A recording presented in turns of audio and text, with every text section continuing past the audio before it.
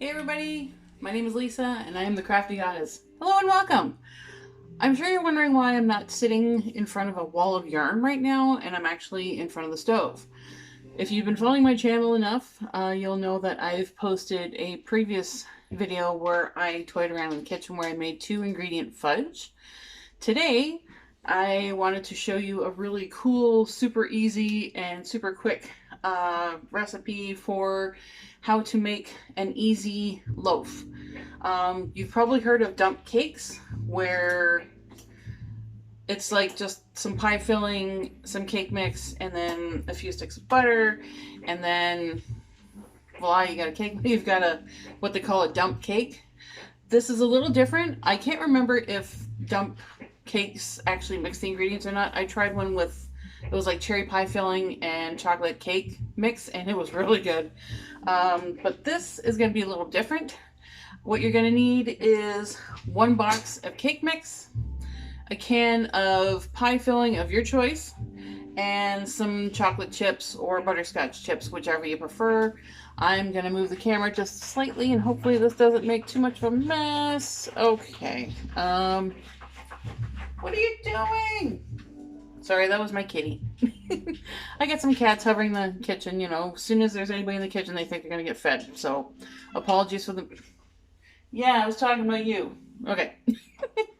So, for this particular combo, I'm going to be using a box of golden cake mix, a can of pumpkin pie filling. It's preferred if you use, like, if you're going to use pumpkin puree, because you get a bit more of that pumpkin taste. But I'm using pumpkin pie filling. You're going to need 1 can, 540 milliliters. The recipe that I saw originally called for 1 cup, but I measured this out and there was like a little bit left over. So I figured I'd just dump the whole can in. You know, mix it a little bit more moist, a little bit more dense, but it's really, really good.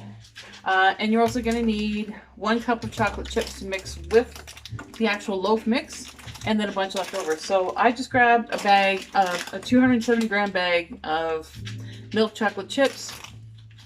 You can use semi-sweet chocolate chips. You can use dark chocolate. You can use white chocolate. Whatever recipe floats your boat, have at it. So here's what I'm going to do. Taking the bag of cake mix,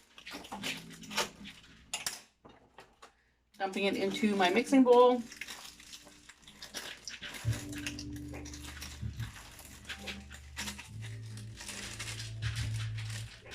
It's not a real mixing bowl, but what are you gonna do?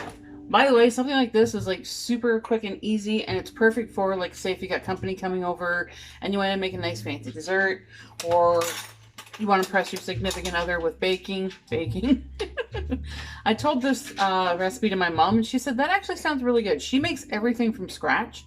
So for me to come up, like, to tell her about a 3-ingredient baking recipe that I found, and for her to say I want to try that, yeah. So I already opened the can of pumpkin pie filling, so I'm going to just dump that in. Like I said, the recipe itself calls for 1 cup, so if you want to stick with the 1 cup and save the rest of the mix, cake or pie filling, whatever, for later, you can. I'm just going to throw the whole thing in, because why not? Whee!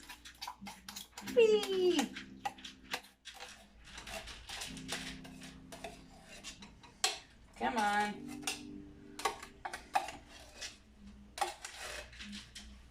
Alright. Now, I'll mix these two before I throw in the cup of chocolate chips, just because. I'm spilling everywhere. Now, while you're doing this, you're going to want to preheat your oven to 350 degrees. Get that, you know, pretty decent temperature. So, although I can hear George Carlin in my head saying, an oven is either heated or unheated. You don't preheat. Anyway, those of you who know who George Carlin is, you know what I'm talking about, I hope. I'm just going to mix this up. You want it to be mixed well, too. Get it nice and blended. If you want to use a blender instead of like a spoon like I'm using, get it done faster, go ahead. Get out your Hamilton Beach mixer if you want. Just blend this up in a hurry.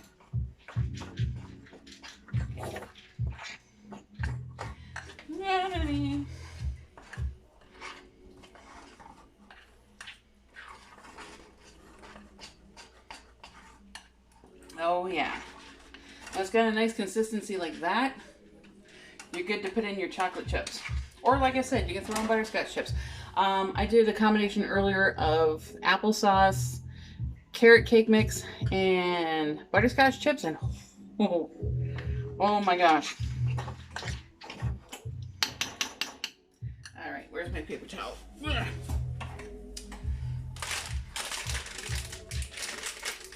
Sippy, sippy.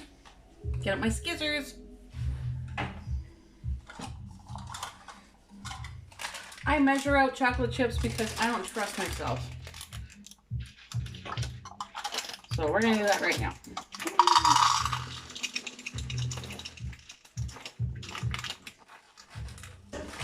And I know you can't see, but I've got cats currently stepping on my feet because they think when I'm pouring something that sounds like kibble into a dish, again, they think it's feeding time.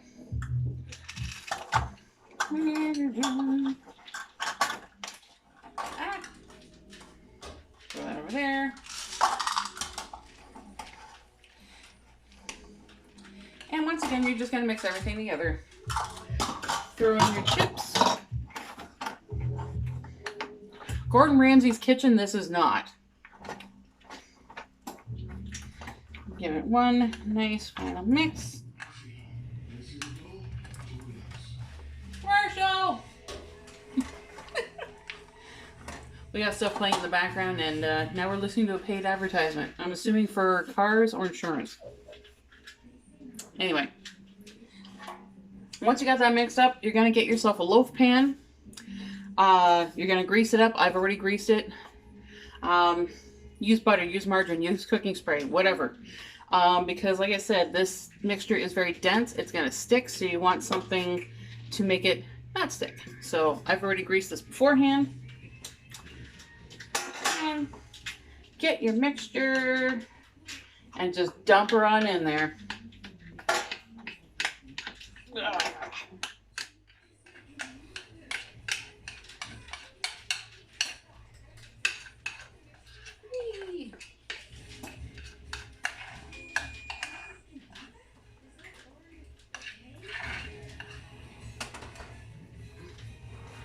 All right.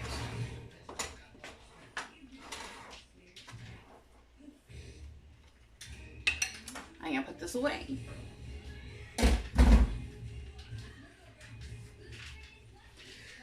I am messy, but that's okay. Half the fun of baking is making a mess. Now, you got your mixture in your pan. It's ready to go. Not yet. Gonna grab some more chips from your already open bag and just start sprinkling on the top. You can throw in as few or as many as you want. You don't even have to put them on if you don't want to.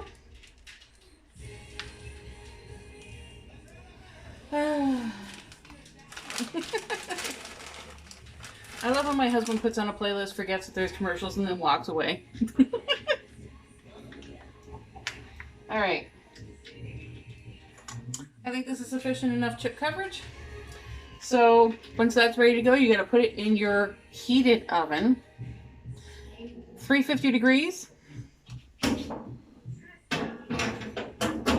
And you're going to set the timer for an hour. But here's the thing. If I can find the timer. I have found sometimes that depending on your oven and how hot it gets and how quickly, you might not actually need the full hour to bake your loaf. I start doing the knife test at about 45 minutes. I call it the knife test. Some people use toothpicks and they call it the toothpicks test. Whichever you want to call it. Again, there's no hard set rules. It's fair game. So I start poking in the middle of the cake. You know how it goes. If you pull the knife or toothpick or whatever out and it's still a little bit wet, and you throw it back in. I'd say give it another 5 to 10 minutes. But I haven't had anything go longer than, say, 45 to 50 minutes. Now, remember that loaf I told you that I baked earlier? I'm not going to keep you hanging around for like 45 minutes until this is baked, okay? I cheated. I baked the loaf ahead of time. And this is what it looked like. Yes, I took a chunk out of it because as the baker, I get first dibs on tasting it to see if it's actually good. So for this combination, I used, as I said earlier, I used applesauce, carrot cake mix because I couldn't find spice cake mix anywhere, and some butterscotch chips. Holy cow, I can't speak. And yeah, it turned out absolutely delicious. It is nice and dense, it's thick, and it made my entire apartment smell delicious. So this is what it's going to look like. It may look a little crusty, a little crispy around the edges, but believe me, it is worth it. It tastes so good. I would, if I could, I would just hold this up so you could reach through the screen and grab a bite, because yeah. My husband loves it. He doesn't even want me to bring any over to my friends later this weekend. So, but that is it. It's a 3-ingredient, for lack of a better way of putting it, I'm just going to call it a dump loaf. But it's super easy. It's delicious. I'm sure there are different varieties you can use. You can use, say, a lemon cake mix with blueberry pie filling and skip the chips altogether. You can use chocolate cake mix with maybe cherries. Whichever cake and pie filling combination you wish. Chips are totally optional. I thought I'd throw them in with these because it does give it a little bit of extra sweetness, and I cannot overstate how delicious this is. But as I said, it's easy, it's fun. Ingredients and mess are minimal. The only thing that takes any time is the cooking time itself. You can, like I said, 350, about 50 minutes to an hour, but start doing that toothpick test around 45 minutes, and then just kind of keep an eye on it from there. But that's it. That is it for now. I have now officially shared with you my quick and easy dump loaf cheat baking. I hope it works out for you as well. Yeah, I don't know what else I can say except happy baking, happy experimenting with different cake mixes and pie fillings. And if you like this video, please give it a thumbs up. Let me know if you're going to try this out. I was thinking about whether or not this could be modified for like vegan or gluten-free. I'm pretty sure that there are. I'm neither vegan nor gluten-free, but I can always dig up some info in case anybody's interested in looking into that. But yeah, give it a thumbs up if you like this video. Let me know if you're going to be experimenting with this. Leave a comment down below. Let me know if you're willing to try some of these out on your significant other or your family. You know, if you cannot bake, this is a quick and easy way to fool people into thinking that you can. Trust me on this one. And also, if you haven't hit the subscribe button, please go ahead, hit that button. It is down there, and it's a little red square with the word that says subscribe in it. And yeah, come join the fun. Come hang out. I'll probably do some more of these kitchen experiments in the future, and let's have some fun. I know that things are a little weird right now, but let's try to make the best of it in the most fun and easy way possible. I'm in. You in? I'm in. Anyway, thank you so much for joining me, and thanks for joining me in my kitchen and for putting up with noises in the background, both human and animal. Anyway, take care, stay safe, keep making cool stuff, and we will talk again soon. All right, bye.